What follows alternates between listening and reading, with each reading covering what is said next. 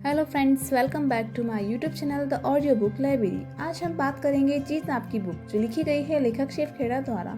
तो आइए friends, start करते हैं। जीत आपकी बुक का चैप्टर 4, हमें कौन सी चीज़ पीछे धकेल रही है, का पार्ट 2। 11 पॉइंट, पिछली गलतियों से सीख ना लेना। एक इंसान संकोच करता है हीन भावना की वजह से, और दूसरा गलतियां करने के लिए संकोच नहीं करता हीन भावना की वजह से।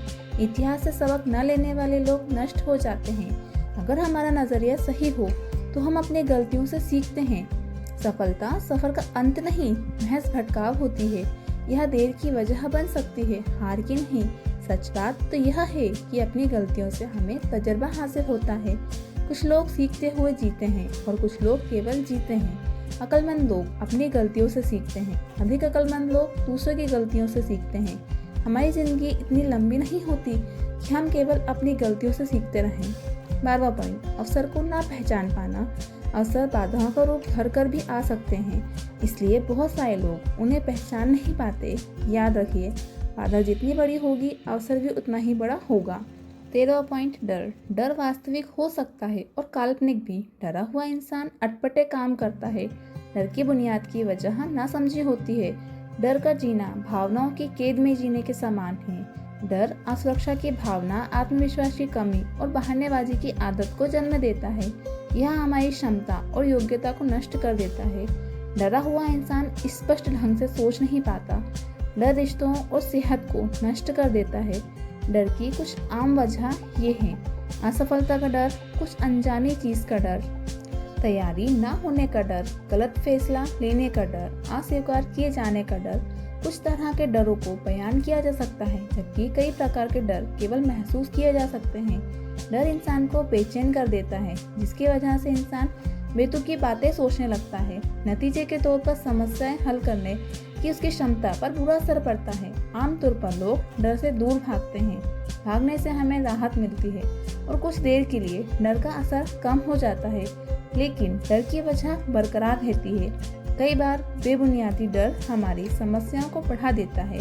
काबू से बाहर हो जाने पर डर हमारी खुशियाँ और रिश्तों को नष्ट कर देता है। डर को एक ऐसा झूठ मानिए जो हमें सच लगता है।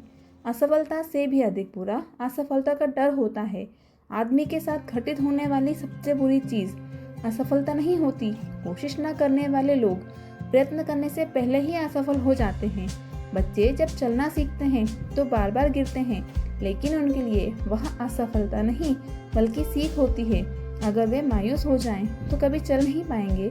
घुटनों के बल बैठकर डरी हुई जिंदगी जीने से अपने पैरों पर खड़ा होकर मरना ज़्यादा बेहतर होगा। 14th पॉइंट, प्रतिभा का उपयोग न कर पाना। अल्बर्ट आइंस्टाइन का कहना था, मुझे लगता है कि मैंने जिंदगी में अपनी केवल 25% बौद्धिक क्षमता का उपयोग किया है। विलियम जेम्स के मुताबिक इंसान अपनी केवल 10-12% आंतरिक क्षमता का उपयोग करता है। ज्यादातर लोगों की जिंदगी का सबसे दुखद पहलू यह होता है कि वे अपने मन में कुछ करने की इच्छा लिए हुए ही मर जाते हैं। जीवित होते हुए वे जिंदगी को नहीं जी सके। वे इस्तेमाल होने की वजह से नहीं बल्कि जंग लगने की वजह से मरे। वे खुद में जंग लगवाने के बजाय इस्तेमाल होना ज़्यादा पसंद करूँगा। जिंदगी में सबसे दुखद शब्द ये होते हैं, मुझे यह करना चाहिए था। खाली बैठना और इंतज़ार करने में बहुत फ़र्क है।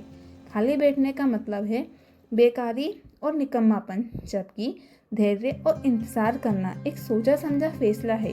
यह एक काम है और इसे लगातार कोशिश और दृढ़ता शामिल है।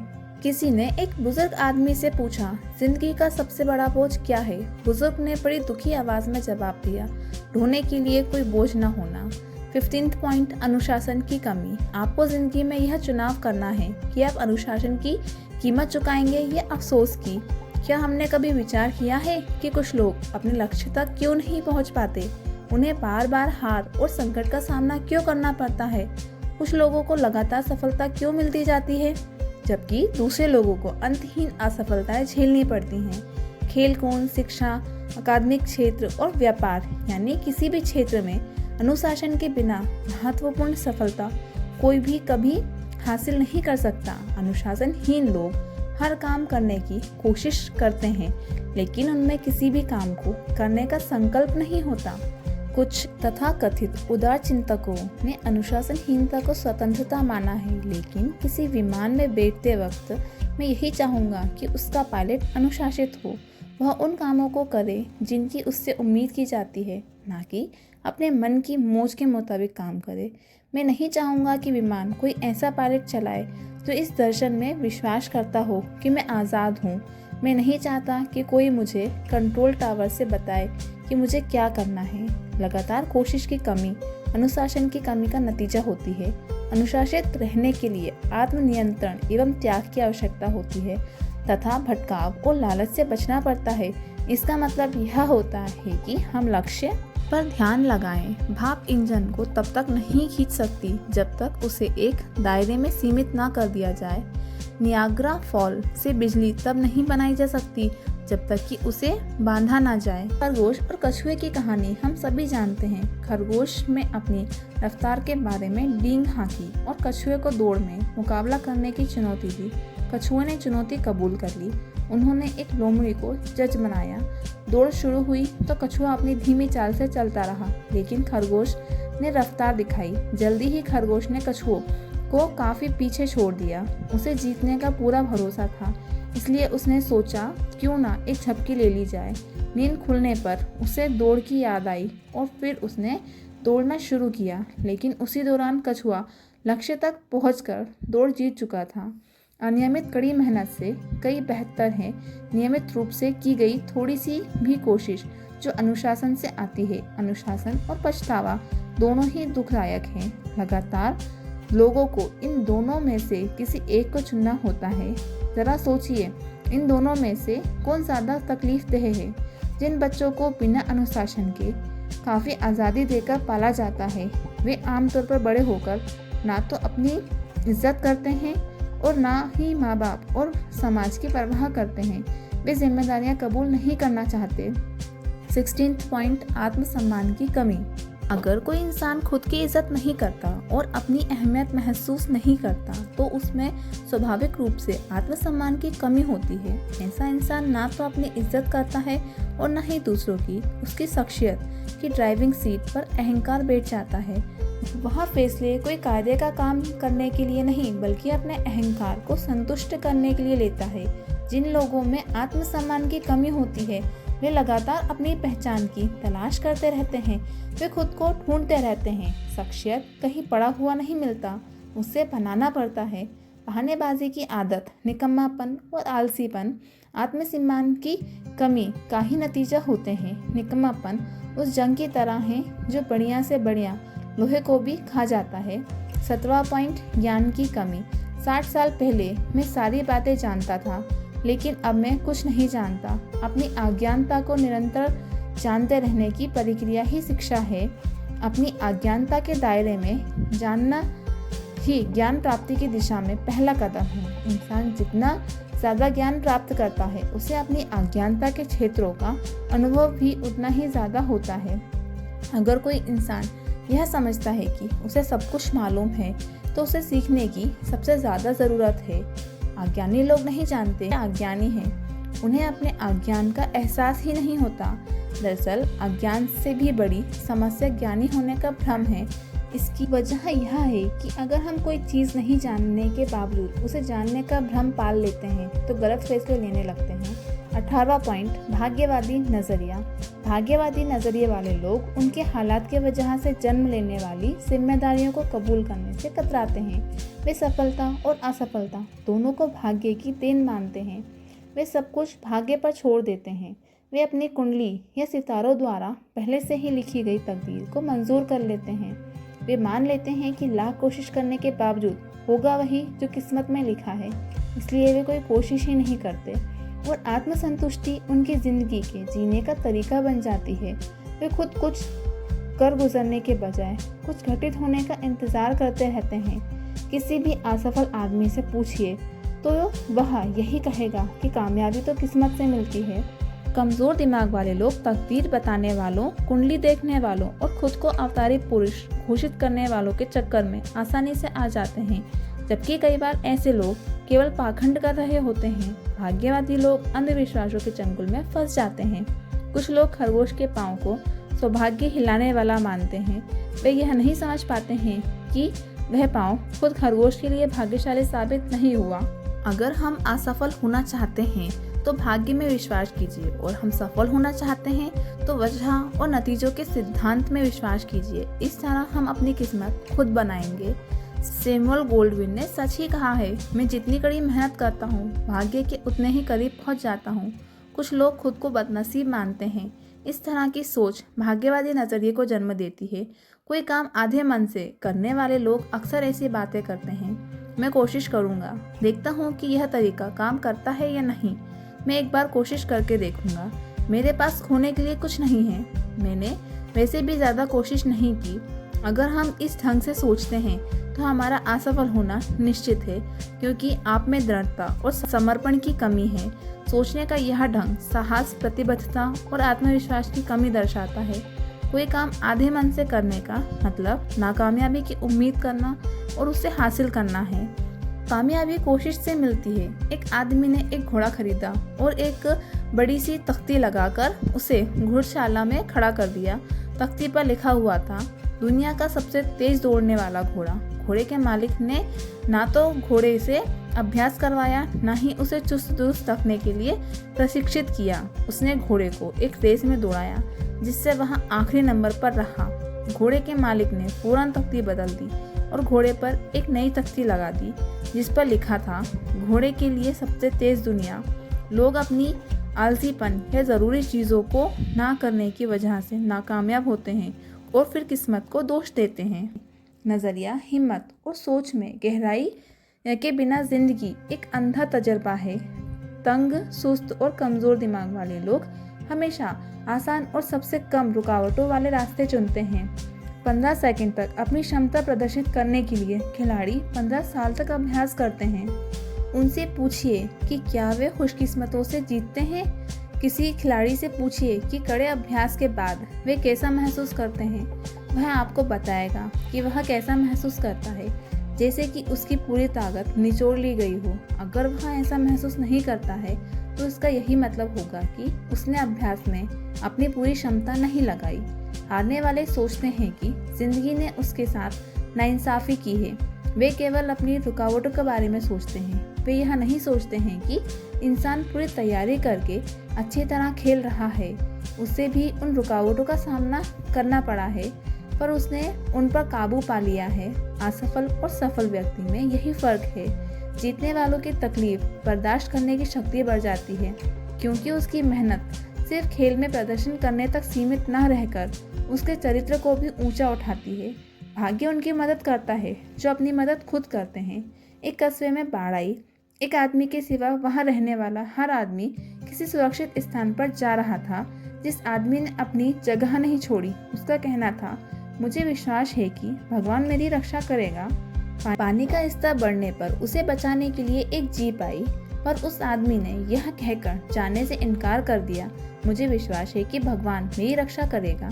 पानी का स्तर और बढ़ने पर वह अपने मकान की दूसरी मंजिल पर चला गया। तब उसकी मदद करने के लिए एक नाव आई। उस आदमी ने उसके साथ भी यही कहकर जाने से इनकार कर दिया कि मुझे विश्वास है कि भगवान मेरी रक्षा करेगा। पानी का स्तर बढ़ता जा रहा था। वह आदमी अपने मकान की छत पर चला गया। उसकी मदद के लिए हेलीकॉप्टर आया। उस आदमी ने अपनी वही बात फिर दोहराई, मुझे विश्वास है भगवान मेरी रक्षा करेगा। आखिरकार वह डूबकर मर गया। भगवान के पास पहुंचने पर उसने उनसे गुस्से भरे लहजे में सवाल किया, मुझे आप पर पूरा विश्वास था, फिर आपने मेरी प्रार्थनाओं को अनसुना कर मुझे डूबने क्यों दिया। भगवान ने जवाब दिया, तुम क्या सोचते हो, तुम्हारे पास जीप, नाव और हेलीकॉप्टर किसने भेजा था। भाग्यवादी नज़रिए से उभरने का केवल एक ही तरीका है कि हम जिम्मेदारियां कबूल करें और किस्मत पर यकीन करने के बजाय वजह और नतीजे के सिद्धांत में विश्वास करें। जिंदगी में कोई लक्ष्य, इंतज़ार, चाहत और अचंभित होकर सोच विचार करते रहने से नहीं, बल्कि काम, तैयारी और योजना से हासिल होता है। किस्मत लायक लोगों पर मेहरबान होते हैं। मशीन बनाने की जी तोड़ कोशिश कर रहे थे वह उस मशीन को बनाने में तो नाकामयाब रहे, पर उसी दौरान उन्होंने टेलीफोन बनाने का सिद्धांत ढूंढ निकाला।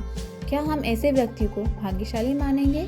अच्छी किस्मत तभी हासिल होती है जब तैयारी और अवसर का मेल हो। कोशिश और तैयारी के बिना अच्छे संयोग घटित नहीं होते। भाग्य, उसने सारा दिन काम किया और सारी रात काम किया। उसने खेलना छोड़ा और मौज मस्ती छोड़ी। उसने ज्ञान के ग्रंथ पढ़े और नई बातें सीखी। वह आगे बढ़ता गया, पाने के लिए सफलता जरा सी, दिल में विश्वास और हिम्मत के लिए वह आगे बढ़ा। और जब वह सफल हुआ, लोगों ने उसे भाग्यशाली कहा। 19th पॉइंट, उद्देश्य की कमी। महान मस्तिष्कों में उद्देश्य होते हैं, अन्य लोगों के पास केवल इच्छाएं होती हैं। अगर हम ऐसे लोगों की कहानियां पढ़ें जिन्होंने अपनी गंभीर किस्म की असमर्थताओं पर विजय प्राप्त की, तो यह स्पष्ट हो जाएगा कि प्रबल इच्छा ही उनकी प्रेरणा शक्ति थी। उनकी जिंदगी में कोई उद्देश्य था। वे अपने आप को भरोसा दिलाना चाहते थे कि सफलता सारी बाधाओं के बावजूद हासिल की जा सकती है, और उन्होंने ऐसा कर दिखाया। इच्छा शक्ति के बल पर ही लकवे की शिकार विल्मा रुडोल्फ ने 1960 की ओलंपिक दौड़ में सबसे तेज दौड़कर सोने की 3 तमगे हासिल किए। ग्लेन कनिंघम के मुताबिक यह इच्छा शक्ति ही थी जिसने जले पैरों वाले एक लड़के को 1 मील की दौड़ में विश्व रिकॉर्ड कायम करने की शक्ति दी। 5 साल की उम्र में एक पोलियो पीड़ित बच्ची ने अपनी शक्ति दोबारा हासिल करने के लिए तैरना शुरू किया। सफल होने की अपनी प्रबल इच्छा के बल पर ही उसने 3 प्रतियोगिताओं में विश्व रिकॉर्ड कायम किया और सन 1956 के मेलबोर्न ओलंपिक में स्वर्ण पदक प्राप्त किया। उसका नाम है शेली मॉन। जब लोग उद्देश्यहीन और दिशाहीन होते हैं तो उन्हें कोई अवसर नहीं दिखाई देता। जब किसी इंसान में कोई काम पूरा करने की इच्छा, लक्ष्य की ओर बढ़ने की सही दिशा का ज्ञान, लक्ष्य के प्रति समर्पण और कड़ी मेहनत करने के लिए अनुशासन की भावना होती है, तो सफलता उसके कदम चूमती है। अगर हमारे पास लक्ष्य और सही दिशा का ज्ञान नहीं है तो हमारे पास और कोई भी खूबी हो, हम सफल नहीं हो पाएंगे। चरित्र की बुनियाद पर ही हर चीज टिकी होती है, यह टिकाऊ होती है। 20th पॉइंट, साहस की कमी। सफल लोग चमत्कार घटित होने या कोई काम आसानी से हो जाने की आशा नहीं करते। वे रुकावटों पर काबू पाने की हिम्मत और ताकत हासिल करते हैं। वे इस पर ध्यान नहीं देते कि इन्होंने क्या गंवा दिया है, बल्कि इस पर ध्यान देते हैं कि उनके पास क्या बचा हुआ है। इच्छाएं साकार नहीं होती, पर दृढ़ विश्वास पर टिके हुए भरोसे और उम्मीदें पूरी हो जाती हैं। प्रार्थनाएं तभी स्वीकार की जाती हैं जब साहस के साथ काम भी किया जाए। साहस और चरित्र, इन दोनों का मेल कामयाबी हासिल करने का एक अहम नुस्खा है। आम और खास लोगों के बीच यही फर्क होता है। हमारा मन जब साहस से भरा होता है तो हम अपने डर को भूल जाते हैं और रास्ते की रुकावटों पर काबू पा लेते हैं। साहस का मतलब डर का ना होना नहीं, बल्कि डर को जीतना है। साहस के बिना चरित्र, निष्ठा और न्यायप्रियता बेअसर होता है। दूसरी ओर चरित्र के बिना साहस जुल्म का रूप ले लेता है। सफलता का नुस्खा। सफलता पाना केक बनाने की तरह है। अगर हमारे पास सही नुस्खा ना हो तो हमको कामयाबी नहीं मिलेगी। अच्छा केक बनाने के लिए हमारे पास सही मात्रा में उम्दा किस्म की सामग्री होनी चाहिए। हमको उसे ना तो ज़्यादा आंच देनी होगी, ना ही कम। अगर हमारे पास सही नुस्खा हो तो अभ्यास और कभी कभार होने वाली गलतियाँ से मिलने वाली सीख की मदद से यह काम आसान हो जाता है। नुस्खा हमारे पास है। अब नुस्खा हमारे पास है, हम इसका इस्तेमाल करेंगे या नहीं, यह हमको तय करना है। सफलता हासिल करने के कुछ सबक। हारने के लिए नहीं, बल्कि जीतने के लिए खेलें। दूसरों की गलतियों से सीखें। ऊंचे चरित्र वाले लोगों से संबंध रखें। जितना पाते हैं उससे अधिक दें। बिना कुछ दिए कुछ पाने की उम्मीद ना रखें। हमेशा दूर की सोचें। अपने मजबूत पहलुओं को जानें और उनकी बुनियाद पर अपना विकास करें। फैसला लेते समय हमेशा हालात की व्यापक तस्वीर को ध्यान में रखें। अपनी सच्चाई के साथ कभी समझौता ना करें। फ्रेंड्स, अगर आपको यह वीडियो पसंद आया हो तो वीडियो को लाइक और चैनल को सब्सक्राइब करें। आगे आने वाली वीडियो के अपडेट के लिए बेल आइकन पर क्लिक करें। Thank you for watching.